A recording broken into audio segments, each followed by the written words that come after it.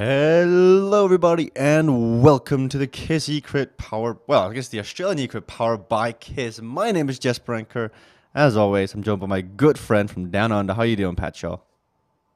Really good, mate. The weather's turned a bit south here in Australia, particularly on the weekend at the latest National Road Series event. But we're back here for the eCrit, and also we're back here with yourself running the show, which is Oh, going to be a scary. fun night. Scary, man. Our main producer, Johnny Nuplet, is out of the building tonight, which means I have been left with the reins of the castle. And yeah, this is so. If anything happens, it's on me tonight, and that's the scary part. But looking at the start list of what's arguably the best course to race on Zwift currently, 3 laps of the Innsbruck Ring course with a leg snapper, 3 times of ascending.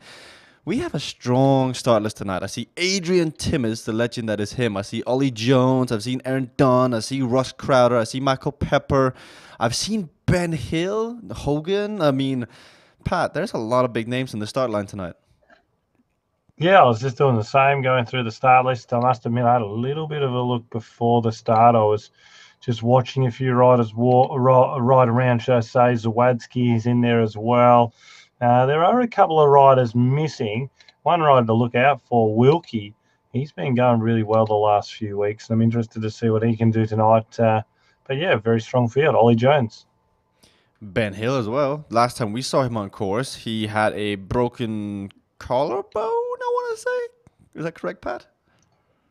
Yeah, he did have a massive fall over in China, and he was actually unable to leave China for a long time, and then he had visa issues, and then he couldn't get out of the country. So he has finally got his health back, but he's already recently raced at a UCI event, and I'm certain he wrapped up the King of the Mountains jersey, if not the sprint jersey, at that event. So he has got some form. And I wouldn't mind seeing Ben Hill take out the win here tonight. I remember last year in the eCrit, it was Ben Hill and his girlfriend Rebecca Wishiak? Viashak? Wyasak. Wyasak? Wyasak.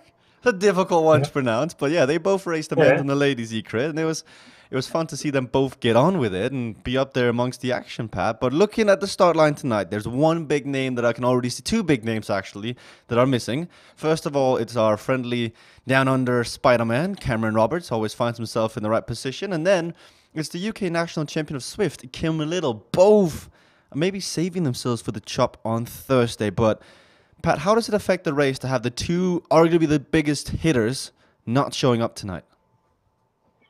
Yeah, I'd call them the most active riders. It's not so much the biggest hitters. I think Cam Roberts probably a bit fatigued from the weekend. He raced at the National Road Series event on the weekend, the Amy's Otway Tour.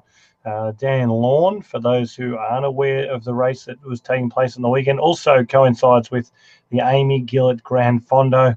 And there was massive numbers, almost 3,000 rode in the Grand Fondo. And certainly the racing in the men's and women's National Road Series was brilliant.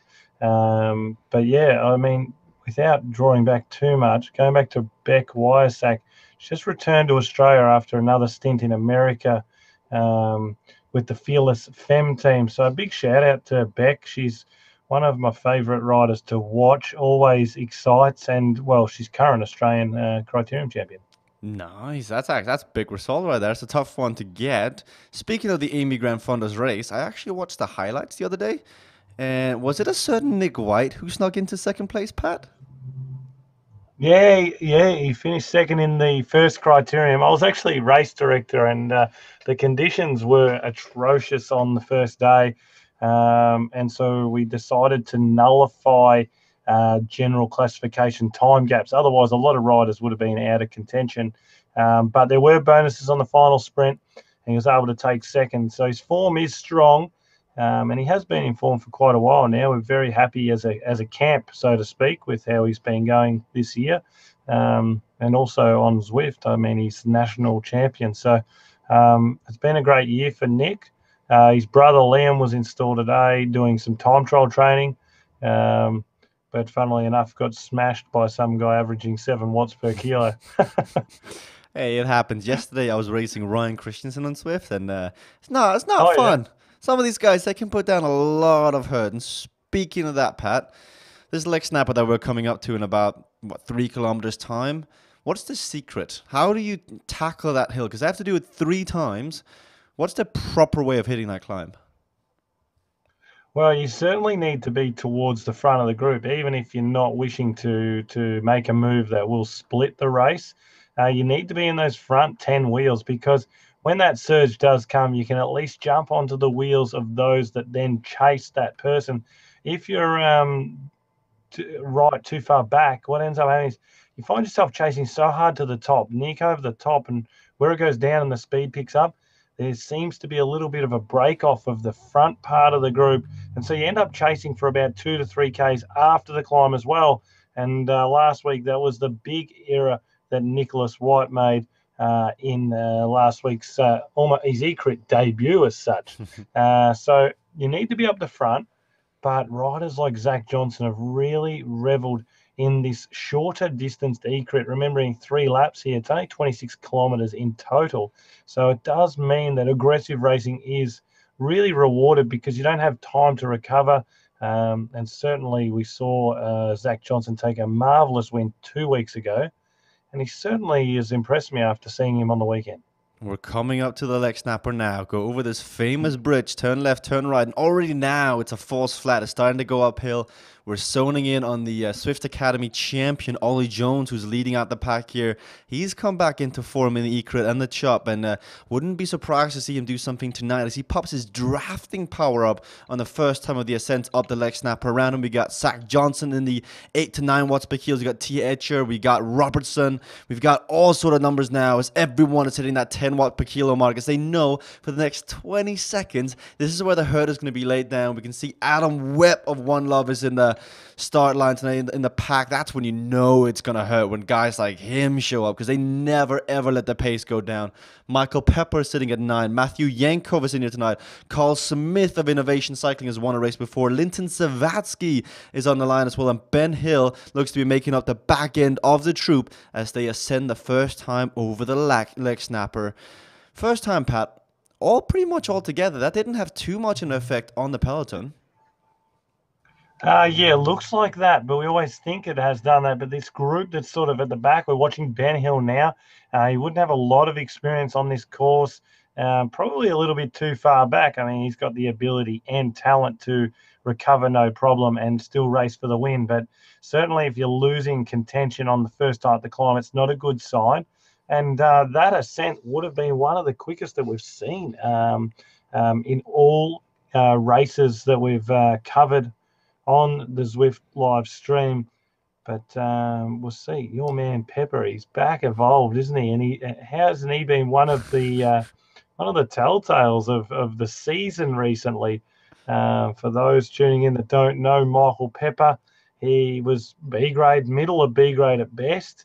I don't know whether he was coming back from an injury or what was the case, but he certainly has amped his ability up something very impressively. He initiated by winning the chop in B grade, and to his credit, he immediately put himself up into A grade in both the chop and also in the Ecrit. So big shout out to Michael Pepper. He's been a great one to follow. I think we need to instate like a Jesper and Pat bingo plate for whenever we do a broadcast together, because there are certain ticks you can get every week without us really realizing it. It's like Michael Pepper, Ollie Jones, Nick White, like Chop, Kiss. It just, you can just kind of get bingo slowly. I think that'd be fun for the viewers out there to play along.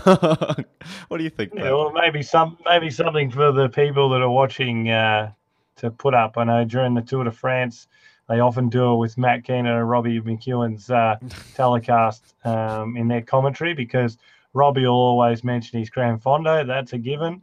Matty will always mention certain things, and they, it's quite a fun evening actually if you do follow the card. Looking at the race now, so the reason why that ascent was one of the quickest, if not the quickest we've seen, is because the weather's getting poorer and poorer outside, which means the peloton is getting bigger and bigger as more people jump on Zwift. And I think if we take a helicopter shot, we can see that there's about 25, 30 riders amongst the action right now. And it creates such a draft, such an aerodynamic advantage, even going uphill. So the peloton was so stretched out that everyone was getting a draft, which means everybody could get to the top faster.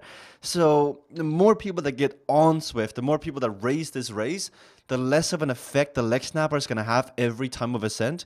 I know that doesn't really make sense to you guys out there if you think about it, but the way Zwift works is the more people that are in a pack, the faster the pack just naturally goes. That is the algorithm, I guess. You can try it out. Join like a sub 2 watts per kilo group ride with about 200 people or 300 people like the Aussie Hump Day.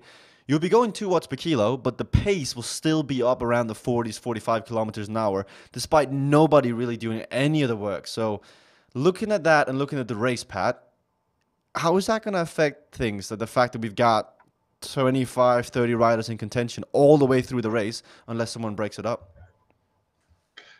Well, exactly. You're right. Someone has to break it up. And without giving away Zach Johnson's sort of his number one move, speaking of Zach Johnson off the front now, this is exactly what Zach does week in, week out in the E-Crit.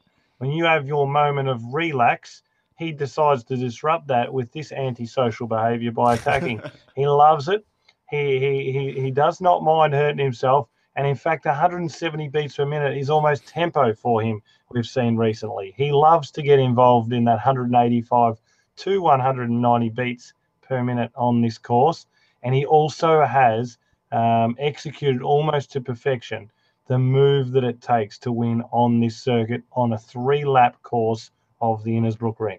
I'm yet to see that move being pulled off, though. Like, it may have happened the week I was away with the Tour of Britain, but I've yet to see Zach Johnson pull off that solo attack off the front and then keep the peloton at bay. But there are some people, you call it antisocial behavior. I fully stand behind what you're saying. Because Zach Johnson, James Hodges, Adam Webb, these guys are just, I don't even want to say the word, because exactly when you think, oh, now the pace is coming down, I can breathe, get ready for the leg snapper, that's when they attack and you go, come on. So there'll be a few people in the pack looking at Zach going, I don't like you. I don't like you one bit. But you got to race how you got to race. And that's right. They don't know him, but here we go again. He just knows that if he keeps it on, he'll have less competitors to race when it comes down to the finale, and that gives him a better opportunity. He's also shown that he knows where to execute the power-ups on this course as well. And look, last week he did get undone, should we say. He went a little bit too early. Very similar to the move he's making now. Last week he got out to a big gap, and Wes thought, yeah, this is the move to get it done. And I sort of said to Wes, well, we've seen him make this move before and it's fallen apart. So 2 weeks ago, it paid off. He got caught, but it was a very small group.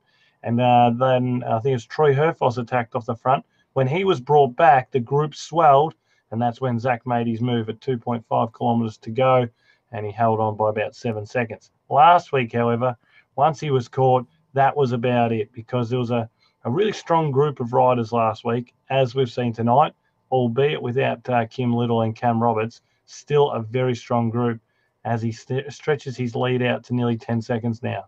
Regardless of the result of this move, though, with Zwift Academy coming to almost a closure, like we're coming to the pointy end of Zwift Academy now, where everybody's kind of almost graduated or have graduated, and we start to look at who are going to be the 10 semi-finalists to go through and have a chance of getting that pro contract with Team Dimension Data's Continental team. And the way Zach Johnson has really put himself on the big scene like this, regardless of whether or not he wins, he always gets airtime in these broadcasts. He always gets mentioned. He always does something.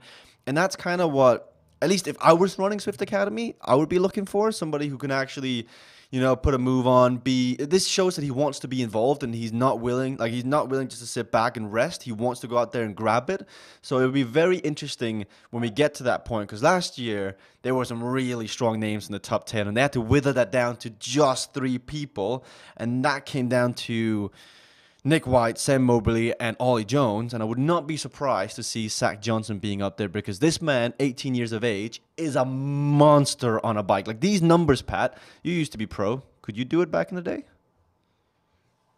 No, not in this way, that's for sure. I was pretty good at producing these power numbers while on the wheel. But I totally agree with you that Zach Johnson, he's a gimme for the top 10 as far as I'm concerned, even regardless of the data that has been collected in the graduating process. I think he should be given a chance in this top 10 into the semi-final. Let's test him out a little bit more rigorously, a little bit more structurally, and find out what he's really about. And I think for nothing else, it'll be a great experience for Zach anyways. Who knows what comes out the other side, but surely putting Ollie Jones to the sword by 23 seconds at the moment has a little bit of credit to it as well. It's interesting when you mention Ollie Jones because no news have really been made of him for next year. I don't really know what he's doing next year. So, do you think he jumped back on Zwift to kind of get his name back out there and remind people, hey, I'm still around? Is that what's happening? Well, I think like anything, just be you tracked back to the things that give you good memories and good sensations. I mean, Ollie's had an incredible experience through Zwift as a program, as a software, as a community, and to think that it was his father that introduced it to him, he never didn't even know about it. It's quite a great story, but I think that it's one of those things. I mean, he's had a relatively tough season. And so he's come back to the thing that got him in a position to compete at the level that he's at. And therefore, why change a winning combination? So back on here, probably trying to find that real strength that he had previously, and then hopefully get back to his best and relaunch into the 2019 season.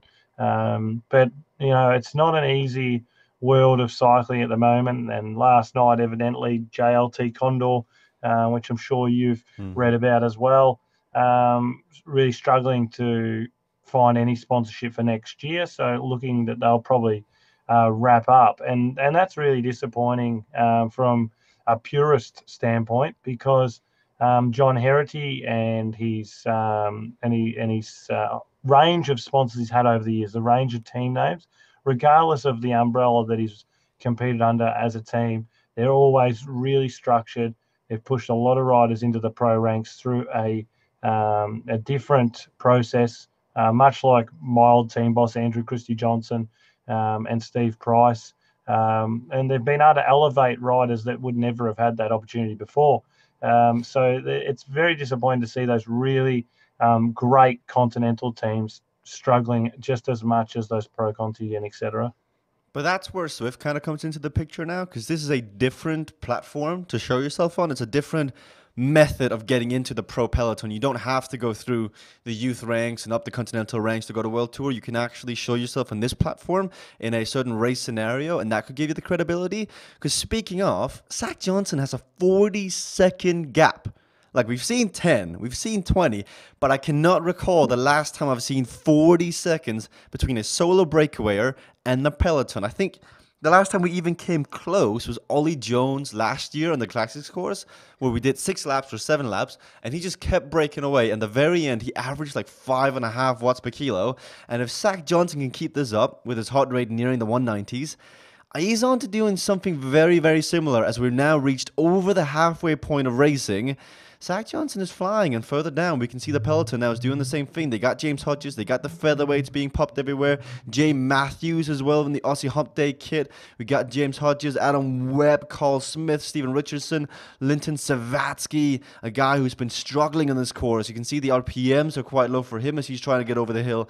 It'll be interesting to see what Adrian Timmers of Cadence Sports can do tonight. He is the man with that verified ticket. He used to be an ex-pro back in the days. Coming over the top, Zach Johnson has got 40 seconds. Pat Shaw, can he stay away? Well, it's absolute panic mode from behind, and so it should be. I don't know why they would let him get as big a gap as he's got, and I have to say it is the biggest gap I've seen since Cam Worth ripped everyone's legs off on a night that you missed out on in an effort that was beyond incredible. But what Zach really needs to do here is settle into about 350 watts for him, I think. Just don't try and overdo it, young man, because you've only got to get to that climb with about 20. Now, with 20 seconds, they're still going to have to chase very hard collectively as a group. So this is his chance to really make something special of this. What he can do, though, is override it. And if he overrides it, he'll get around to the leg snapper next time. He'll only be able to hold that 350 watts. That's not going to be enough. They'll hold 800 from behind, and they'll come flying over the top in the finish and break his heart. So Zach Johnson doing everything right now.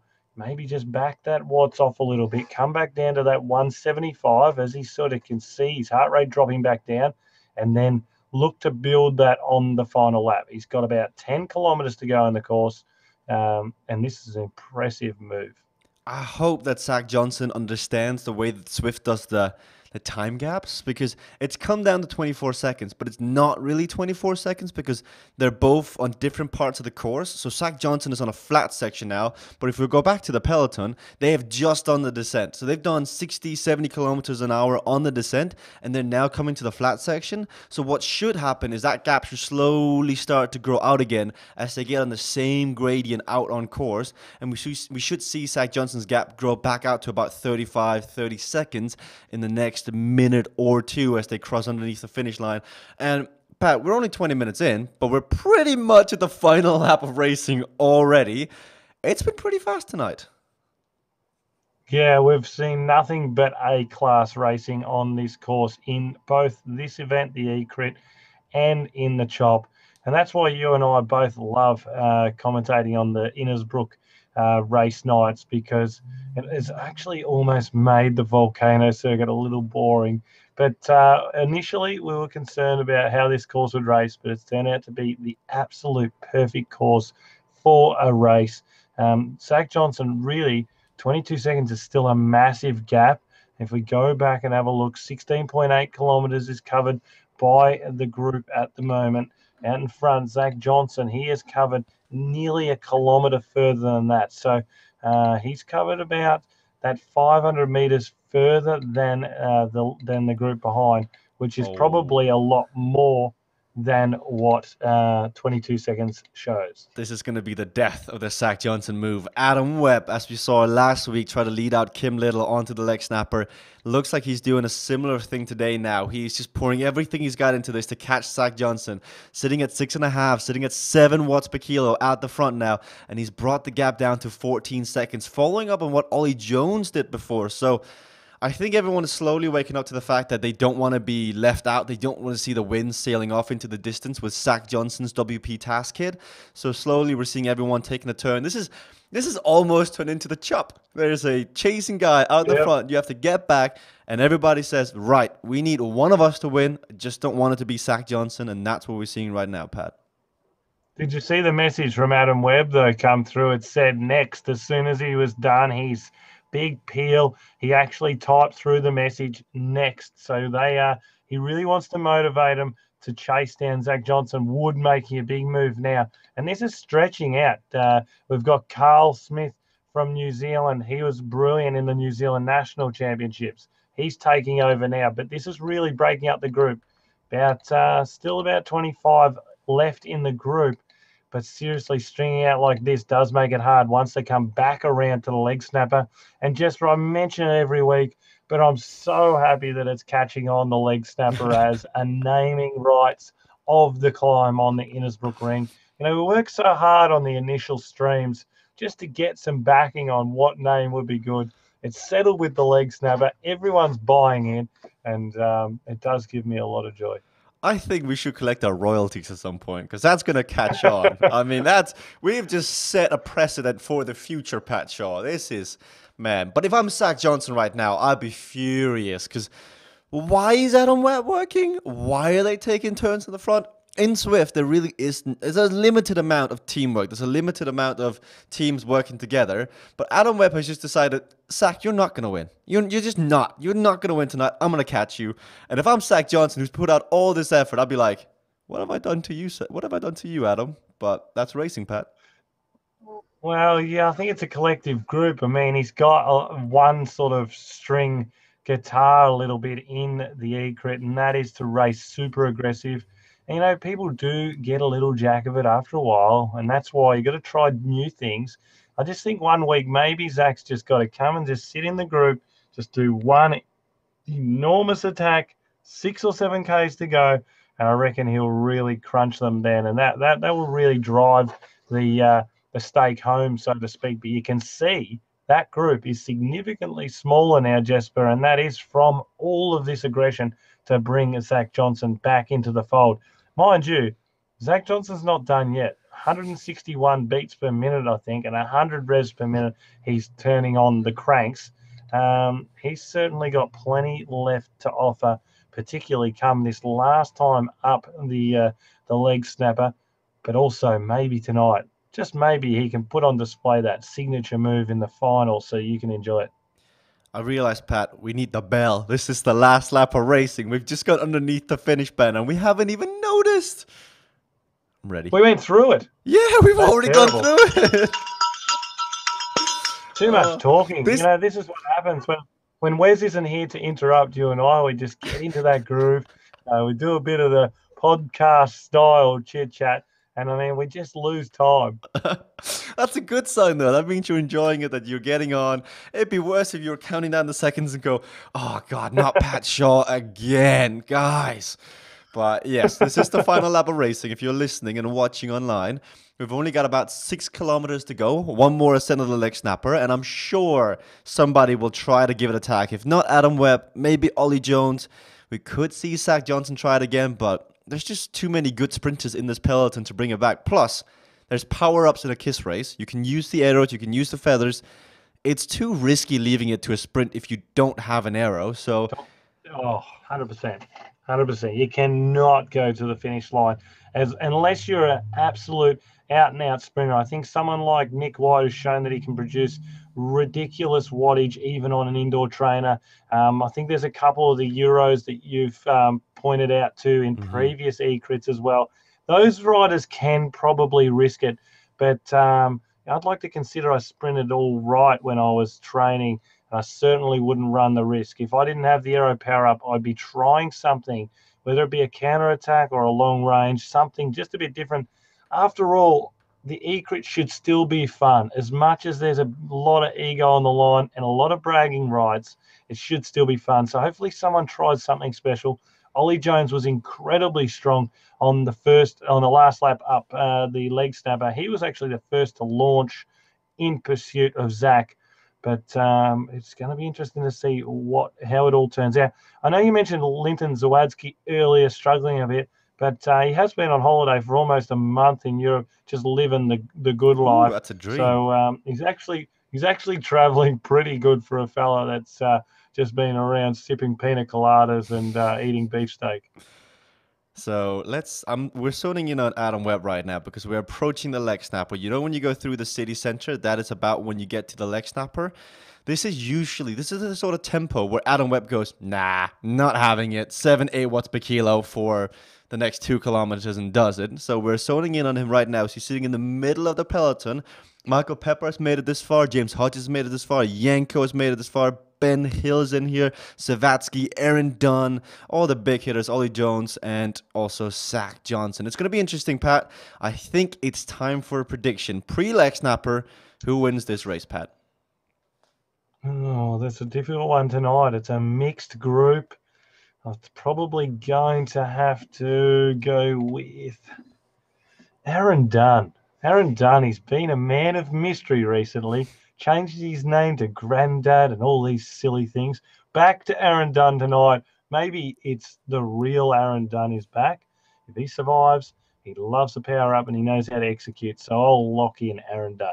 You know it's business when Aaron Dunn shows up in a proper name with everything attached to it. That's when you know tonight is the night I'll silence everybody, especially that Pat and Jesper combo. And then I see that's a solid pick. He hasn't been his very best for the last few weeks, but I think Aaron Dunn could come back. I think he misses the volcano a tiny bit, but you gotta race what Zwift gives you, what course it is on the day. I'm gonna say for like the 3rd week in a row, Ollie Jones. But as I say that, I see Zach Johnson is giving it one last go pre-leg snapper. He comes over the bridge, and here we go, Pat Shaw. Zach Johnson trying to throw a spanner in the works as this is the final ascent of the leg snapper on the Innsbruck Ring course. We've got about 5 kilometers to go as of this mark now, and we're gonna see who's gonna follow this move from Zach. He has gone a bit early.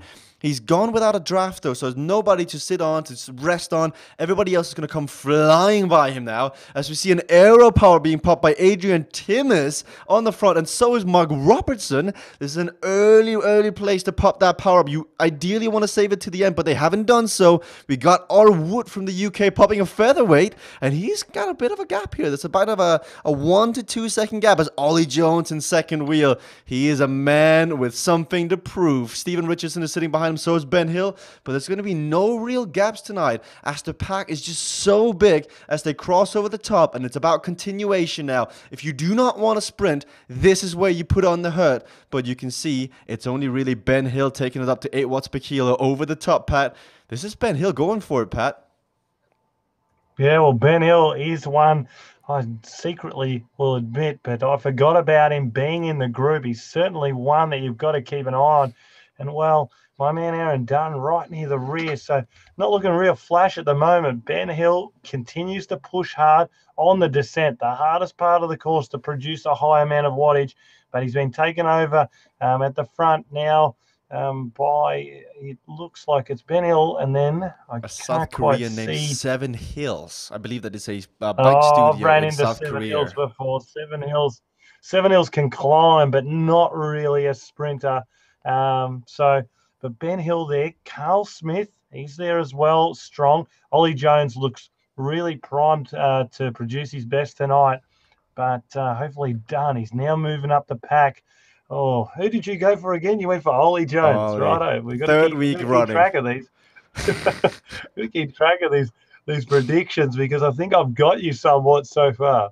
Yeah, I don't disagree with you, but that's because one of us goes with the brain and the other one goes with the heart, and that sums up this partnership between me and Pat. But there seems to be another attack off the front now, as someone has gone. I think is that Adrian Timmis? No, that is Seven Hills again, together with the Japanese rider, WS. And this is not what you want to see if you're anyone else, because they're going to try to bridge on and hook onto this attack now. If you are an Australian, like Melville, Richards, they're trying to bridge on to the Asians as they're going off the attack here with about 2.5 kilometers to go now. So is our Wood from Team BCG in the UK.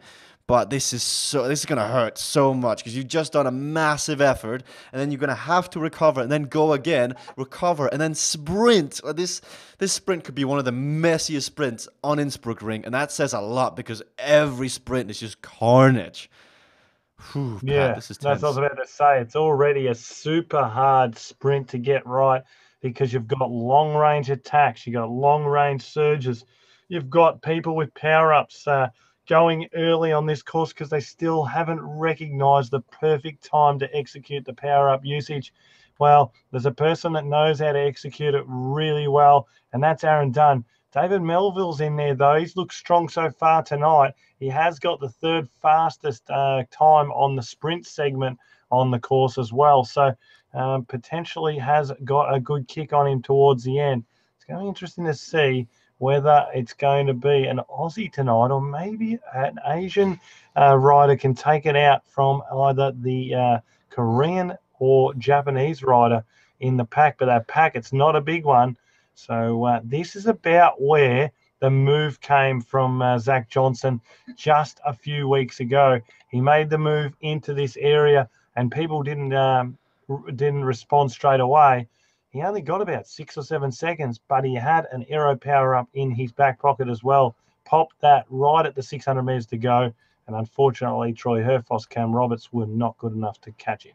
Oh, we got about 750 meters to go from here. We see an aero power being popped by James Hodges, leading out the sprint early. This is where you want to get on it now. You want to hatch onto this.